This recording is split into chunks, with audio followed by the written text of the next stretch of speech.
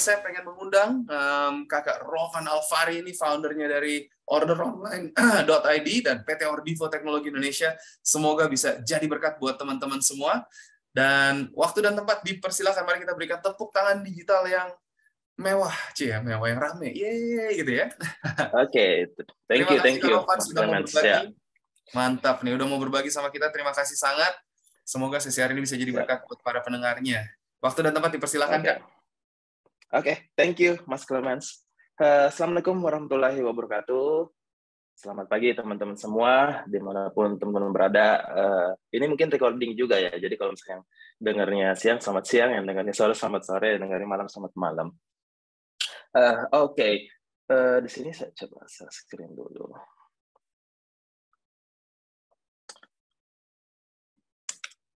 Oke, screen saya udah terlihat ya? Aman. Oke. Mungkin saya ada sedikit ini dulu pembenaran tadi. Di situ ada dimension lulusan ITB 2015. Sejujurnya saya bukan, mungkin ada miskonsepsi, bukan lulusan ITB, tapi lulusan IT, Institut Teknologi Indonesia. Oke, anyway, thank you teman-teman. The Entrepreneur Society telah membuat event ini ya, Lintas Planner 2022. Nah, di sini saya diberi kesempatan ya untuk menjelaskan tentang pentingnya presensi digital bagi sebuah brand atau perusahaan ya, dan peluang di era perubahan. Oke, perkenalkan saya Rovan Alfari, founder dan CEO orderonline.id. Nah, jadi kalau misalnya yang belum paham atau belum tahu orderonline.id, kita itu adalah platform berbasis web ya, platform berbasis web untuk membantu brand, bisnis untuk go online gitu. Jadi mungkin beberapa orang bilangnya enabler. Jadi kita ngebantu brand yang tadinya offline jadi online, atau mungkin yang udah berjualan online di WhatsApp, di marketplace, kita bantu bikin toko online-nya seperti itu. Tapi kita bentuknya platform yang sudah jadi. Jadi yang mau punya toko online, yang misalnya toko hijab.com, toko tanaman hiasan.com misalnya, itu bisa langsung daftar ke sistem kami. Nanti template-nya semuanya udah ada, jadi tinggal pakai. Nah, oke. Selanjutnya. Nah, mungkin saya cerita dikit ya tentang kisah kami gitu. Jadi, sebelumnya order online itu saya dan partner saya, Fazlur Rahman, di 2017 akhir itu kami bekerja di software house, karena basic kami memang di informatika, di IT, kami berjualan online.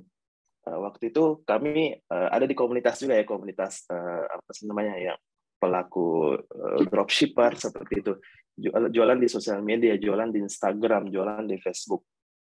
Nah, pada saat berjualan itu, kita lihat achievement teman-teman di sana itu ada yang puluhan juta per bulan, ada yang ratusan juta per bulan, ada yang miliaran per bulan. Nah, waktu itu kami juga di software house itu kami mengerjakan tools untuk ngebantu mereka berjualan di Facebook. Nah, kami juga ada melakukan semacam workshop ya, ngajarin Facebook Ads. Waktu itu ngajarin Facebook Ads, gimana sih cara mendongkrak penjualan menggunakan Facebook, beriklan di Instagram. Nah, setelah kita bantuin, ngajarin segala macam, kami juga berdua akhirnya pengen juga nih berjualan, pengen juga mendapatkan hasil seperti mereka.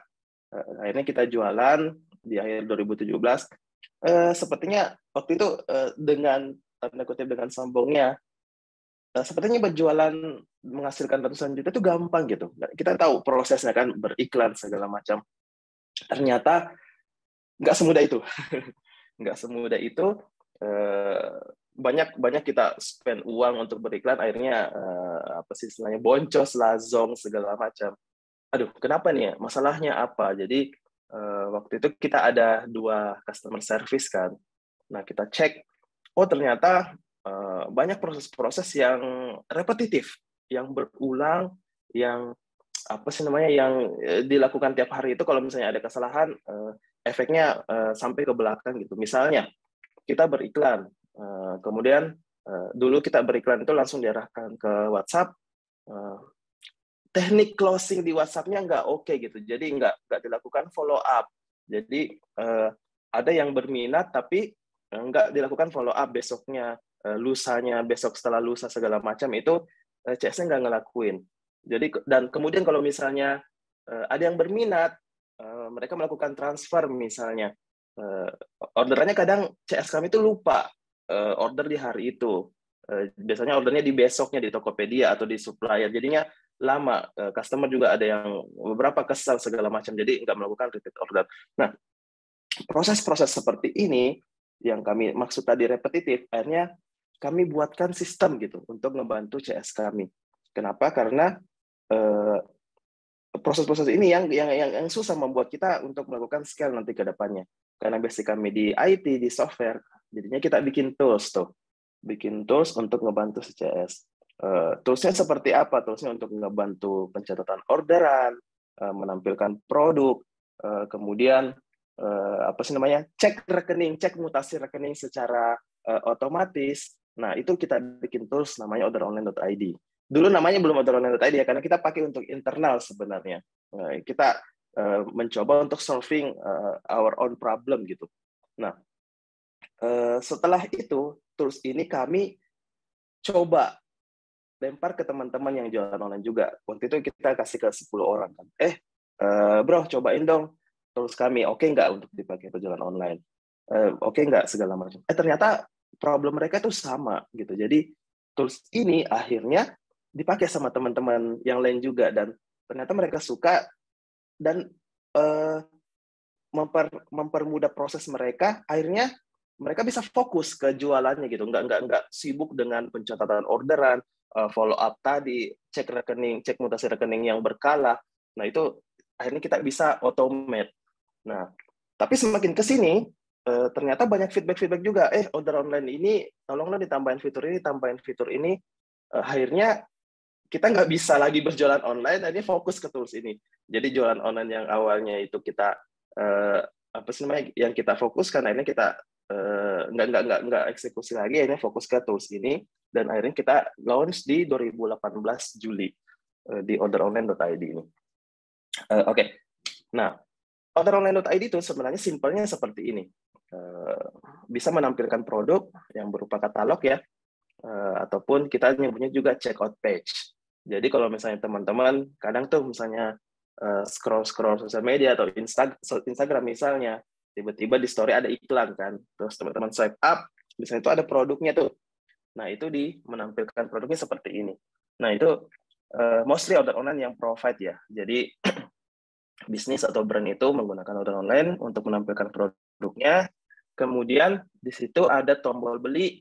Nah, untuk capture leads ya, untuk menerima pesanan. Nah, seperti ini.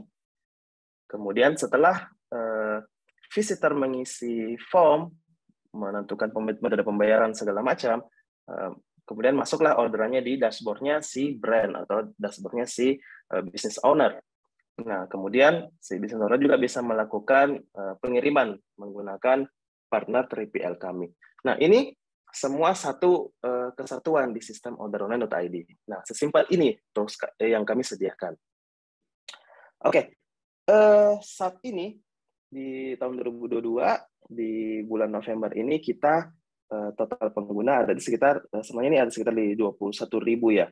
Kita udah bantu sekitar 21.000 UMKM atau brand atau business owners ya, kita bantu untuk mengefisiensikan bisnis mereka. Kemudian transaksinya sekitar 1.300.000 transaksi tiap bulannya. Traffic sekitar 61 jutaan ya, kita menghandle traffic tiap bulannya, dan gross transaction value sekitar 300 miliar rupiah per bulan. Gross transaction value itu adalah perputaran yang terjadi melalui platform kami, transaksinya. Nah, kurang lebih seperti ini achievement kami di tahun 2022. Nah, partners kami juga yang mendukung sistem ini ada beberapa ya, ada email marketing, kirim email, GetResponse, Mailchimp, ada payment gateway, ada Mitrans, Muta, kemudian ada WhatsApp automation. Di kita tuh ada sistem kalau misalnya ada order yang masuk, kita langsung kasih notifikasi WA untuk mengingatkan, orderan kamu tuh ABCD jumlahnya segini, silahkan transfer di rekening ini. Nah, itu bisa kita automate menggunakan tools-tools seperti ini. Ada WUA, ada WuNotif, ada WA Box App. Kemudian ada pengiriman, kita menggunakan JNE, ID Express cepat, dan lain-lain. Nah, ini udah berpartner sama kami untuk shipment di sistem orderonline.id. Nah, ini ada beberapa, sebenarnya kita punya banyak cerita ya, cuman kita ambil satu di sini, yaitu gudang celana murahku, yang cerita sukses menggunakan orderonline.id. Beliau memulai usaha tahun 2017, ya ini fashion ya, celana, dan waktu itu ceritanya mulai berjualannya nggak terlalu signifikan ya untuk penjualannya tiap bulannya, tiap tahunnya gitu. Tapi mulai bergabung order online pada Februari, orderannya langsung meningkat 10 kali lipat per harinya. Kenapa? Karena banyak fitur-fitur yang kita otomasi di operation bisnis mereka gitu. Jadi mereka bisa fokus ke jualannya atau digital marketingnya. Nah, oke, kita masuk ke topik utamanya. Sebenarnya ini kita bahasnya masalah resesi ya, yang lagi hot-hotnya lah, yang lagi banyak dibahas di luar sana gitu. Nah, sebenarnya kalau menurut saya sih resesi ini mungkin saya arahnya ke krisis kali ya, krisis. Jadi sebenarnya kita sebenarnya ya krisis dan resesi ini bisa saja terjadi sebenarnya, bukan cuma di momen-momen saat-saat ini yang lagi hot-hotnya, bukan cuma karena global economy recession yang terjadi sekarang, ataupun lockdown, ataupun COVID. Nah, cuman kita persempit konteksnya dengan tema seperti ini. Jadi, waktu COVID juga 2020 mungkin ya, jadi banyak juga bisnis yang krisis. Jadi bukan krisis secara global, tapi krisis secara bisnisnya mereka sendiri. Ada bisnis yang tutup, ada bahkan yang apa sih namanya, yang tadinya omsetnya miliaran, tiba-tiba drop banget sampai puluhan juta. Kita ada case seperti itu, teman seperti itu. Ada yang punya toko offline banyak cabang, akhirnya tutup karena masalah COVID ini. Karena apa sih, memang ada bisnis yang bergantung banget dengan kehadiran fisikal ya, ke offline seperti itu. Nah, oke. Nah, ini ada beberapa tips sih dari kami sih sebenarnya ya, solusi menghadapi resesi. Tapi ini saya jelasin ini aja simpel, karena nanti saya akan bahas mindset-nya sih sebenarnya. Ya, pertama, menentukan produk berkualitas dengan harga yang murah. Jadi kalau misalnya nih teman-teman punya banyak produk, misalnya kan kita ada juga teman memiliki banyak brand, punya banyak produknya. Jadi mungkin di situ kita memberikan saran memfokuskan ya untuk beberapa produk yang berkualitas dengan harga yang murah. Artinya biar closing rate-nya lebih tinggi. Jadi lebih entry the market-nya lebih cepat gitu. Oke, kemudian kedua mempelajari selera dan kebutuhan pasar. Jadi di sini mungkin market itu akan berubah ya, akan berubah dengan terjadinya resesi. Jadi ada yang menahan uang lah, ada yang milih produk lah, segala macam itu. Jadi kita harus mempelajari nih. Sorry, saya bisa ini minum dulu ya sedikit. Sebentar. Saya break sebentar ya, 2 menit. Minum dulu sedikit. Oke, nggak apa-apa. Teman-teman kalau ada pertanyaan boleh nanti tanyakan langsung ya sama ini. Sementara nih ada ini kan Kak Rosiana Carolina, Dapur Bunda Oci dari Jackpreneur. Mantap, ajakin teman-temannya untuk datang karena habis ini sesinya itu sesinya Kak Mary. Nah, kalau ngelanjutin tadi tentang resesi, sebenarnya kita nggak perlu takut karena kita ini adalah makhluk yang hebat ya, makhluk ciptaan Tuhan kan. Dan kita juga benar-benar apa ya, diberikan sebenarnya apa sih, kalau misalnya kita mau terus berusaha, kita mau konsisten, dan kita mau terus berusaha melihat peluang di luar sana tuh banyak sekali peluang yang bisa kita temukan, teman-teman, nggak usah takut. Dan kita juga bisa benar-benar apa ya, melihat bahwa di era yang banyak orang yang pada ketakutan itu, tapi banyak sekali orang-orang juga yang bisa berkembang bisnisnya. Salah satu contohnya gitu, kita ngomong tadi 2019 kemarin kita justru baru mulai satu branding marketing agency namanya Hello Money Morning dengan partner saya. Dulu kita mulai omset pertama 900.000 doang untuk ngurusin konten. Sampai akhirnya terus di 2020 itu pada saat lagi pandemi orang-orang pada mencat-mencatin orang ya, orang-orang pada layoff, kita malah recruiting. Tim kita udah puluhan sekarang. Udah siap Kak Rovan untuk lanjutin? Iya, siap. Oke, Nah, jadi gitu teman-teman. Nanti biar Kak Rovan dulu lanjutin, baru saya ceritanya saya lanjutin juga. Silakan Kak Rovan. ya, siap. Thank you, Mas Clement, ceritanya. Jadi sebenarnya sama di kami juga seperti itu pada saat COVID 2019-2020. Sebentar, ada suara yang bocor ya.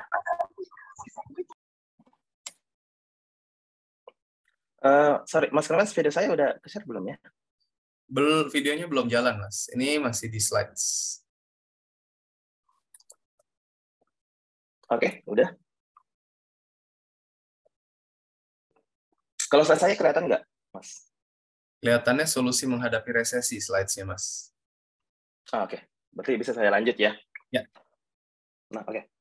Kemudian sini ada apa sih namanya, efisiensi, kemudian mencatat dan mengatur pengeluaran ya, keuangan dengan baik, mulai mengelola apa sih namanya, utang piutang, mempelajari keahlian baru. Nah, ini sebenarnya kan basic banget ya, yang seharusnya sebenarnya ini kita lakukan juga tanpa resesi. Ini hal-hal yang harus kita lakukan juga.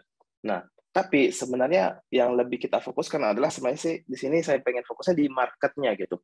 Misalnya daya beli masyarakat menurun, kemudian kita pasti akan berkurang kapasitas produksi kan, karena memang akan berdampak juga dari sisi production gitu. Kemudian terhambat proses operasional dari sisi SDM, karena mungkin kita harus efisiensi segala macam. Kemudian cash flow yang tidak stabil. Nah, tadi cerita Mas Clemens itu juga kita juga terjadi seperti itu pada saat 2020, pada saat pandemi itu banyak kan yang melakukan layoff juga, banyak teman-teman kami juga yang dirumahkan, tapi kita malah hiring gitu. Kenapa? Karena banyak bisnis yang go online. Nah, pada saat itu go online ini mereka mencari solusi bukan cuma di marketplace, tapi mereka juga berusaha untuk membuat distribusi channelnya sendiri. Nah, jadi ternyata pada saat pandemi, pada saat resesi mungkin atau krisis, itu ada industri yang turun, tapi ada industri juga yang naik. Nah, saya pengen teman-teman apa sih namanya, bisa memahami ini gitu. Misalnya pada saat pandemi ada beberapa teman-teman kami misalnya di fashion itu omsetnya drop banget. Ada cabangnya kalau nggak salah kurang lebih 3, mereka juga harus tutup. Nah, dia fashion apa sih, muslim, tutup. Nah, jadinya mereka bingung harus gimana sih ini. Mereka juga, tapi alhamdulillah mereka punya cash, jadi diskusi dengan kami kira-kira harus diapain nih bisnisnya biar apa sih namanya, biar tetap bisa melakukan penjualan, biar omsetnya tetap bertahan gitu. Nah, di satu sisi ada juga yang bisnis tuh naik banget. Contohnya misalnya kita ada kenalan yang jualan panci, jualan apa sih namanya tuh, alat-alat untuk masak lah ya, menggoreng, pisau, spatula dan lain-lain kawan-kawannya gitu. Bisnisnya naik banget pada saat COVID. Nah, kenapa?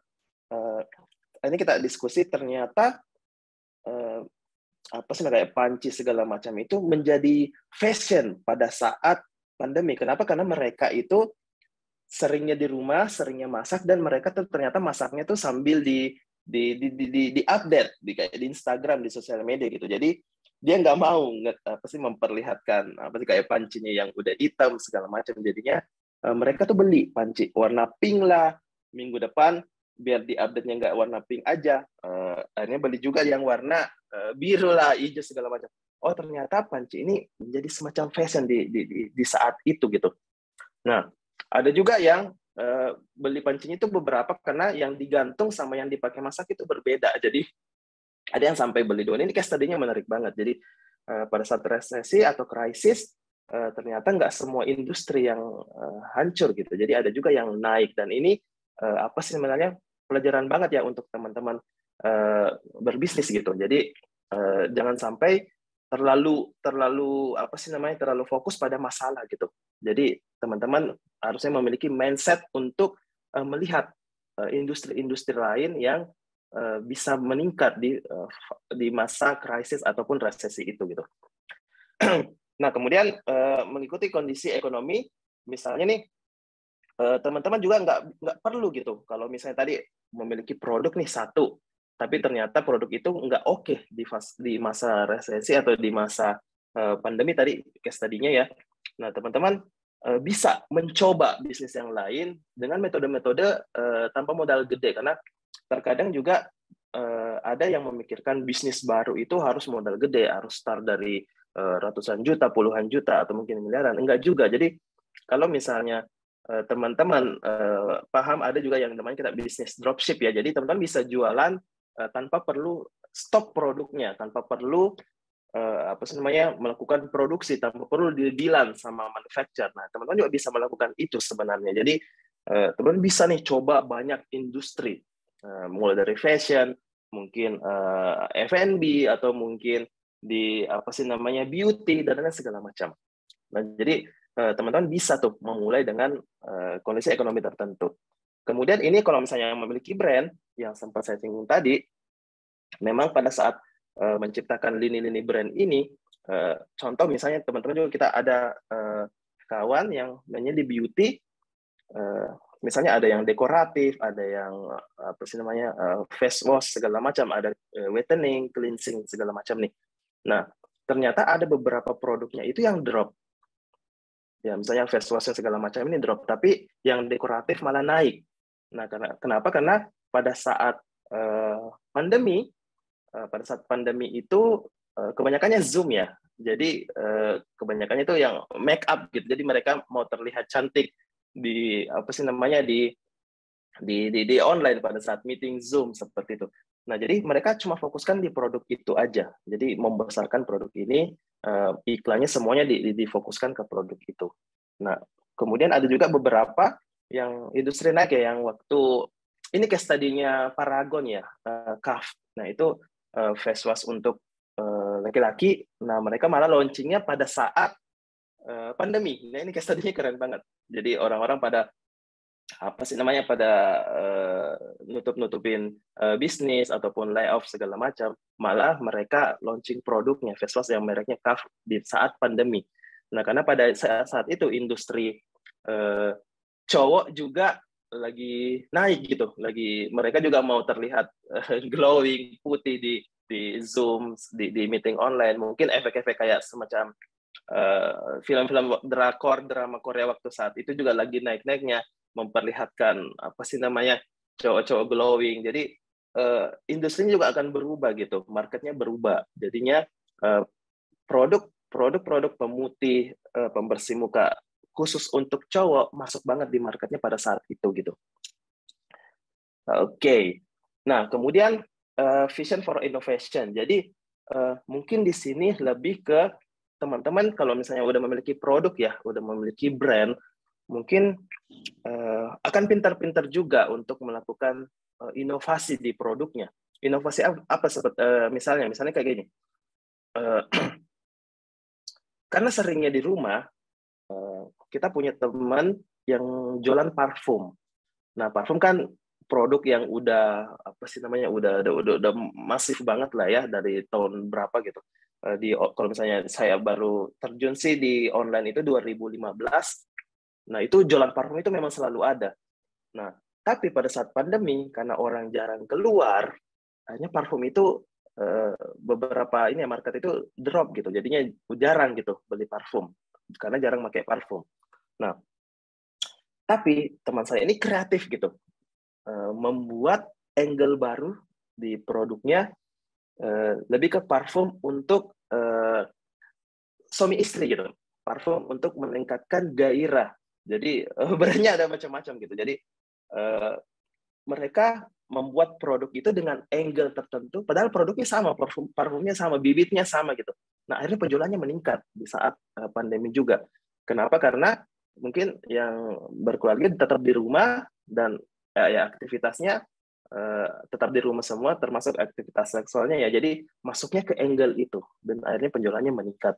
Nah, teman-teman bisa gitu kalau misalnya jualan parfum tadi, misalnya parfum untuk helm, parfum untuk apa sih namanya sepatu. Nah, ini sorry saya agak vulgar ya. Ada parfum untuk vagina gitu seperti itu. Jadi banyak angle-angle yang bisa dimainkan hanya dalam satu produk aja gitu, satu jenis produk, tapi kita harus bisa inovasi, bukan dari sisi produk aja, tapi dari sisi marketingnya juga bisa diutak-atik dari angle-nya itu. Nah itu sih untuk teman-teman juga bisa melakukan inovasi di level sana. Nah kemudian bangun presensi digital. Jadi mungkin kalau misalnya saya bisa simpulkan ya, teman-teman kalau misalnya yang udah memiliki produk atau baru mau mulai, udah mulai mikirin yang namanya omni channel ya. Jadi tidak hanya berjualan di satu channel aja. Misalnya saya punya brand, tadi misalnya parfum, saya jualannya di let's say Tokopedia atau Shopee gitu. Nah biasanya kan kalau kita ada penjualan di sana kenceng gitu kan, kita terlena gitu, akhirnya nggak mempersiapkan untuk channel lainnya. Nah, pada saat penjualan mereka turun di Shopee, di Tokopedia, akhirnya bingung. Saya harus ngapain nih? Penjualan saya turun gitu. Di Tokopedia, di Shopee, di marketplace. Nah, padahal timnya udah di hiring banyak untuk menghandle orderan. Akhirnya cost-nya membengkak, nggak nutup. Nah, ini juga berbahaya gitu. Jadi mungkin saya approach ke teman-teman yang udah memiliki bisnis tadi, yang udah ada di marketplace juga, saya sarankan untuk mulai membangun channel distribusi sendiri, memiliki website sendiri, memiliki channel di sosial media, di Instagram. Sekarang lagi hotnya itu TikTok, di WhatsApp, di Telegram, itu bisa diaktifkan semua gitu. Jadi kalau misalnya di satu channel penjualan teman-teman turun, nah yang channel yang lain itu bisa dialihkan ke sana gitu. Nah banyak cara-cara, misalnya yang jualan di marketplace pada saat dikirim mungkin dikirimkan semacam catatan, surat atau kartu nama untuk melakukan repeat order di website sendiri misalnya. Itu cara-cara yang bisa teman-teman gunakan. Kenapa? Karena kita nggak bisa bergantung ya. Contohnya misalnya di marketplace. Di marketplace kan trafficnya dicariin sama mereka ya. Contohnya misalnya kayak di Shopee. 88, 9, 10, 10. Nah itu trafficnya mereka yang carikan. Tapi pada saat perusahaannya lagi goyang ya secara finansial, mereka nggak melakukan marketing masif lagi gitu. Brand ambassador-nya udah nggak ada gitu. Jadi yang dulunya brand ambassador-nya artis-artis, sekarang udah nggak ada, akhirnya penjualan turun. Nah, semuanya kan pada kelabakan yang punya brand, jadi bingung. Nah, karena dopingnya dicabut gitu. Nah, ini berbahaya banget bagi bisnis kalau kita bergantung dengan orang lain. Nah, makanya saya approach teman-teman untuk mulai nih membuat channel sendiri dan belajar untuk drive traffic sendiri melalui Facebook, melalui Instagram, melalui TikTok. Nah, kalau misalnya yang udah memiliki customer yang banyak, itu dikelola gitu. Dikelola menggunakan CRM atau Customer Relation Management gitu. Menggunakan tools-tools yang seperti kayak HubSpot atau mungkin di order online juga ada. Jadi pada saat repeat order itu, kita bisa tinggal blasting via WhatsApp. Nah, seperti itu sih. Saya approach ke teman-teman untuk menggunakan banyak channel dalam berjualan. Oke. Nah, teman-teman kalau misalnya ada pertanyaan, silahkan ya nanti kita bahas di sesi tanya jawab. Nah, oke, saya izin minum lagi. Haus nih kayaknya Kakak Rovan. Ya, agak gatal nih, Mas Clement. Ayo teman-teman, kalau ada pertanyaan boleh. Jadi sebenarnya kita ngomong kenapa Kak Rovan itu masuk di sesi di awal ini, karena beliau itu walaupun ini ya mungkin tadi teman-teman bingung juga kali ya, nih Kak Rovan ini kalau saya belum punya digital atau apa, saya mesti gimana gitu ya. Tapi karena kita ngomongin di dalam era, kita ngeliat era yang penuh perubahan secara pandemi, itu banyak sekali perubahan yang harus kita alami, dan termasuk salah satunya adalah perubahan dari consumer behavior. Dari cara Betul. kita belanja, cara kita ya ketemu orang, ngobrol, bahkan kita bikin ini kenapa Lintaspreneur terbentuk itu karena kita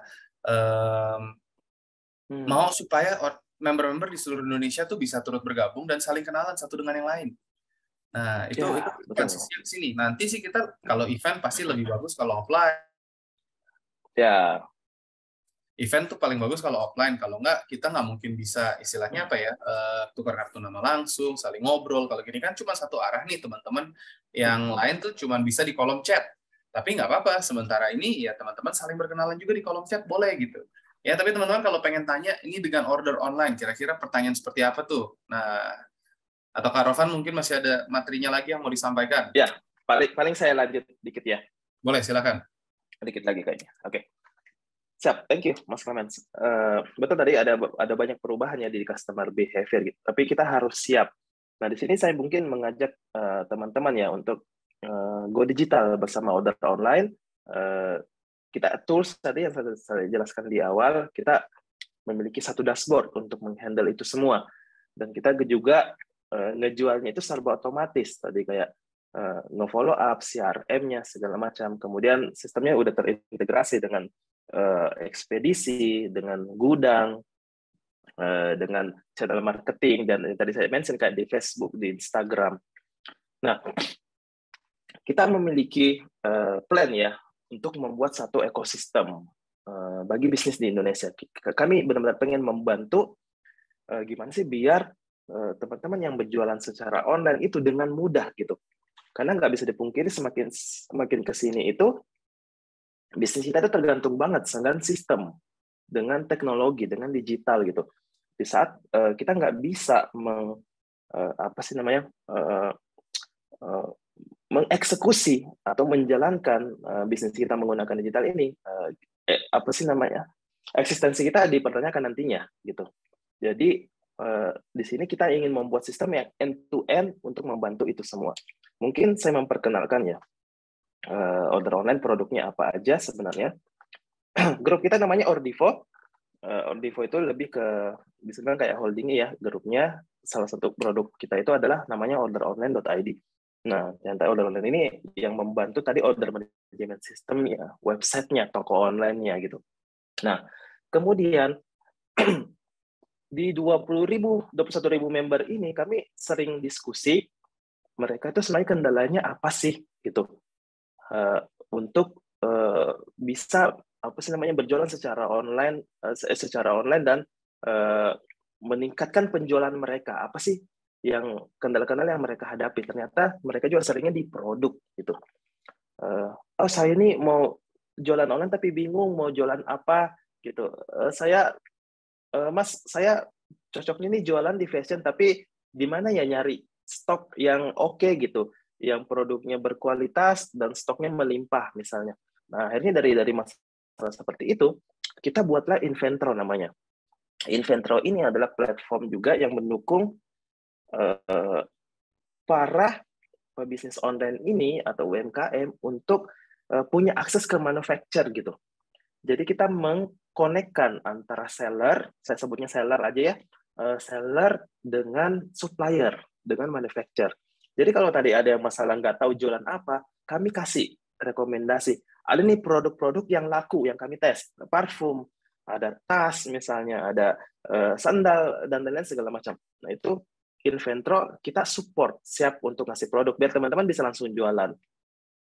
Nah kemudian, ada juga yang saya udah punya produk nih, saya udah punya supplier, tapi saya bingung gimana sih cara jualan gitu di Facebook, di Instagram, di TikTok, atau mungkin yang udah jualan tapi omsetnya gitu-gitu aja, nggak meningkat. Nah, kita juga bantu gitu.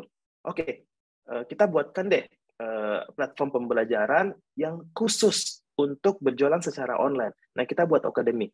Jadi Akademi ini adalah platform pembelajaran untuk ngebantu tadi teman-teman yang belum tahu akhirnya bisa tahu jualan di Facebook, di Instagram, di TikTok, ataupun yang udah jualan bisa meningkatkan penjualannya.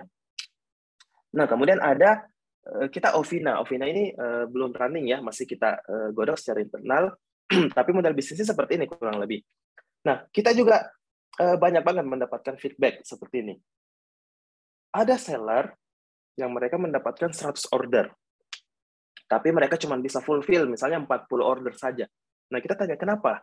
Kenapa 60-nya nggak dikirim? Oh, ternyata dia kekurangan modal untuk membeli produknya, untuk restock.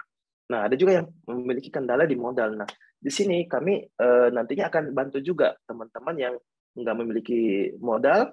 Kita bisa bantu modal dari dalam bentuk produk mungkin ya, ke depannya seperti itu. Jadi kita juga benar-benar mau full support dari sisi pemodalannya. Kemudian ada omnichannel yang tadi saya sempat mention, yang berjualan di apa sih namanya di Instagram, di TikTok, di marketplace seperti Shopee, Tokopedia. Nah, ini kan menghandle semua ini kan rumit ya. Nah, kalau misalnya kita mau bermain di SDM itu bakal banyak banget SDM yang kita harus siapkan. Nah, di order online nanti ini akan ada namanya omnichannel, fitur untuk mengkonekkan itu semua. Jadi teman-teman bisa menghandle semua channel penjualan dalam satu dashboard aja. Nah, kemudian fulfillment. Ini yang lebih ke gudang ya, pergudangan. Jadi ini kalau misalnya teman-teman yang pernah dengar COD ya, cash on delivery atau COD yang sering viral itu. Nah, COD ini juga lumayan seksi ya di apa sih namanya di market Indonesia khususnya. Transaksi kita itu bisa dibilang 80% itu COD. Jadi memang COD ini bukan lagi menjadi metode pembayaran, tapi menjadi strategi marketing.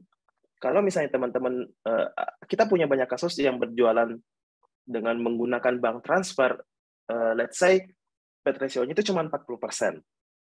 Yang order 100, yang bayar cuma 40. Tapi kalau menggunakan COD itu bisa meningkat hampir 100%. Yang order 100, yang transaksi itu 70%. Nah, bisa meningkat seperti itu karena COD ini masih primadona gitu di Indonesia, walaupun banyak pro kontra ya. Karena masih banyak yang belum teredukasi, ada yang dibegal lah, ada yang mau diparangin lah baru-baru ini gitu. Nah, ternyata itu bisa di-solve dengan apa sih namanya? Dengan salah satunya dengan pergudangan gitu. Karena ada juga kasus-kasus kalau misalnya di COD itu kalau misalnya dia ordernya di Jakarta, kemudian COD-nya di Makassar, itu kan pengiriman lama tuh. Bisa 4 hari gitu. Ataupun kalau masuk lagi ke pelosok gitu, bisa sampai 5 hari. Nah, permasalahan di COD itu, kalau misalnya transaksinya seperti itu lama, pengirimannya lama, kadang pembeli itu apa sih namanya lupa pernah order. Jadi peluang untuk melakukan transaksi COD-nya itu jadi menurun. Nah, gudang di sini berperan untuk mempercepat proses itu. Jadi kalau misalnya teman-teman yang tadinya suppliernya atau gudangnya di Jakarta, kita mau nanti gudangnya ada banyak. Ada di Makassar, ada di Kalimantan, ada di Sumatera, ada di Bali. Nah, kalau misalnya gudangnya tadi kasus itu di Makassar, produk teman-teman itu bisa terdistribusi nih ke semua gudang yang kita punya. Misalnya tadi di Makassar, yang tadinya pengirimannya 4 hari, itu bisa jadi pengiriman cuma sehari atau same day bahkan. Order pagi diantar sorenya, itu bisa dilakukan seperti itu. Nah, akhirnya apa? Transaksi COD itu bisa meningkat. Karena gudang-gudang yang banyak ini tadi. Nah, kita akan godok juga ke sana di fitur fulfillment kita. Nah, kemudian yang terakhir adalah O-Express. Jadi, saat ini kita lagi trial ya di Jabodetabek only. Nah, kita punya ekspedisi sendiri. Jadi, kita memang berfokus untuk ekspedisi untuk online shop, khususnya COD. Jadi, kita mau menghandle itu juga, karena kita ngelihat masih banyak nih masalah-masalah COD ya, kurir-kurir nakal lah, yang biasanya kurirnya sering memberikan status palsu gitu di statusnya, mengatakan bahwa pembeli menolak membayar atau pembeli nggak ada di rumah, padahal aslinya pembelinya nunggu gitu paketnya datang. Nah, itu masih banyak terjadi. Akhirnya kita coba buat sendiri karena kita nggak bisa nih solving masalah ini udah bertahun-tahun gitu. Nah, ini semua yang saya maksud tadi ekosistem. Nah, Ordivo Group dan order online semua ini adalah yang akan kita buat untuk membantu teman-teman berjualan secara online. Nah, kurang lebih seperti ini sih plan kami untuk membantu teman-teman entrepreneur di Indonesia. Oke, mungkin itu sih Mas Clemens yang bisa saya sampaikan. Mungkin kalau misalnya ada pertanyaan, silahkan. Oke, keren banget ya. Teman-teman, so ini ada beberapa pertanyaan, mari kita tanya sama-sama nih, kita lihat ya. Dari teman-teman yang mau nanya masih boleh kirim di kolom chat. Oke. Dari Borjuin, kalau Kak Rovan terima kasih benar ya mengenai perubahan customer behavior. Apakah ini bisa untuk usaha grosir atau harga konversi Kak? Misalkan barang kita PCS mau kita jual lusinan, harganya atau berubah Kak? Terima kasih. Silakan, Mas Rovan. Oke, mungkin bisa juga tetap ya. Jadi mungkin kalau dari saya sih pertama bisa dari strategi apa sih namanya, bisa buat semacam sistem reseller, misalnya dari per pieces jadi langsung bulky ya. Kemudian bisa juga dari sisi mungkin saya bisa bilangnya bundling ya. Jadi misalnya kita punya beberapa kasus misalnya pembersih nih, harganya satunya itu 40.000. Nah, tapi kita jualnya langsung satu paket itu isinya 3. Jadi harganya langsung jualnya 120.000. Nah, itu bisa juga seperti itu. Nah, mungkin itu sih Mas saran-saran dari saya. Oke. Harganya auto berubah, Kak? Katanya kalau kita jualnya per pieces atau jual lusinan. Tadi udah terjawab ya. Ya, pastinya akan berubah.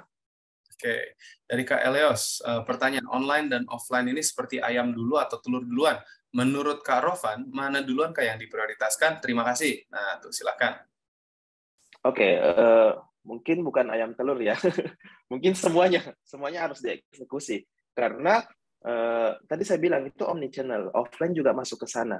Bahkan yang startup besar misalnya kayak Beli-Beli kan. Beli-Beli juga yang tadinya kita kenal dengan online shop, dia juga masuk ke offline gitu. Mereka udah punya apa sih namanya? Saya bisa bilang booth lah ya. Punya booth di mall-mall gitu. Beli-Beli di situ jualan elektronik segala macam. Nah, jadi kalau mungkin di masalah prioritas sih, kalau saya sih bilang mungkin online ya, karena online itu lebih entry barrier-nya lebih rendah gitu, nggak perlu modal yang besar di awal. Nah, tapi kalau misalnya secara long term, better diaktifkan semua. Tapi tergantung lagi bisnisnya. Karena online to offline, offline to online ini akan apa sih namanya? Akan berkesinambungan sebenarnya. Karena online itu cuma channel. Bisnis realnya itu pasti di offline. Nggak ada yang bisnisnya fully online. Walaupun kita misalnya kayak platform online, bisnis kita tetap offline, tetap ada operasional di offline-nya gitu. Ya, mungkin seperti itu sih, Mas. Oke. Siap. Dari Kowarisbi, pertanyaan. Melihat bahwa orderonline.id membuat banyak dropshipper untuk melakukan transaksi penjualan secara online saat ini, satu, bagaimana cara mengoptimalisasi bisnis dropship menggunakan orderonline.id? Apakah memungkinkan untuk menurunkan biaya akuisisi customer? Mungkin boleh dijawab dulu. Oke, menurunkan CPR ya. Ini kayaknya udah lebih ke teknikal. Semuanya bisa, Mas.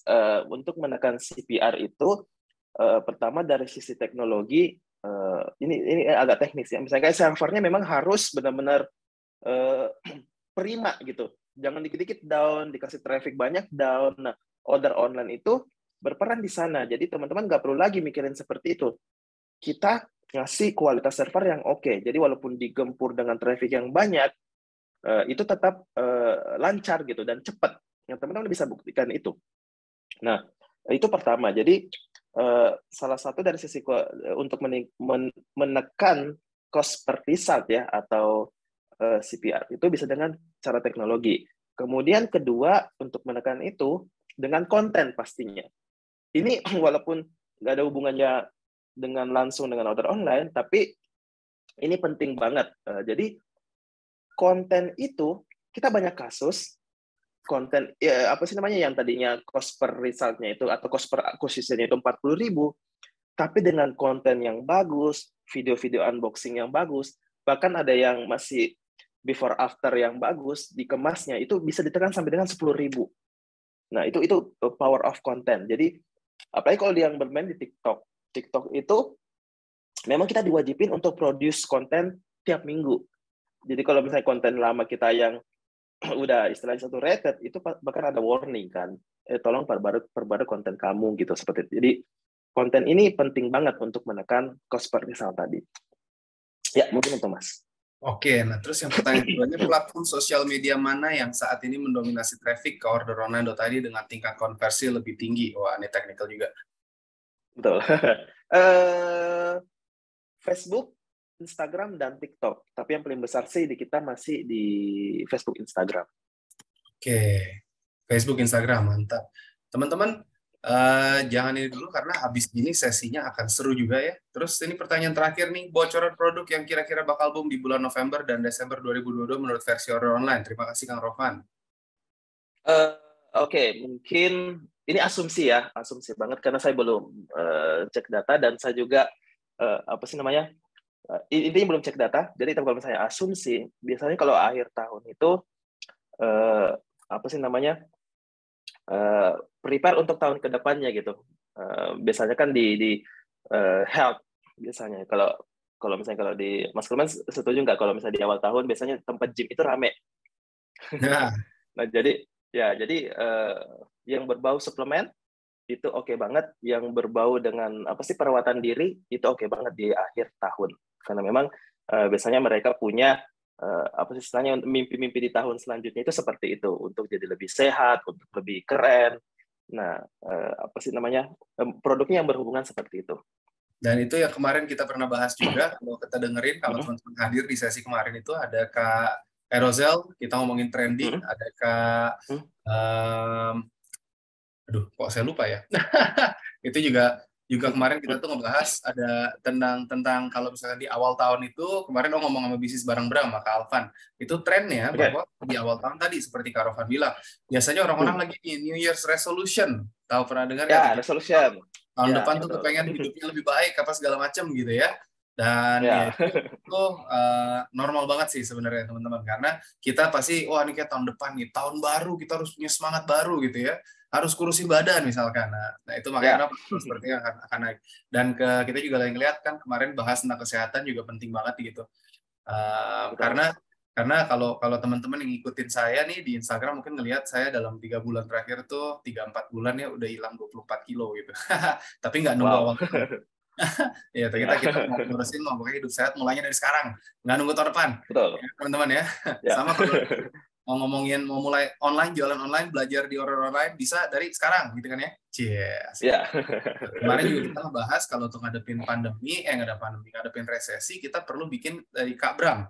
Kak Bram bilang katanya saluran kerannya mungkin ditambah, bisa tambah saluran kerannya seperti apa. Ya mungkin salah satunya bisa ikut juga kalau mau jadi reseller, dropshipper. Nanti tools-toolsnya bisa Betul. pakai order online. Produknya nyari dari mana? Di Entrepreneur Society gitu ya Mas. Cie.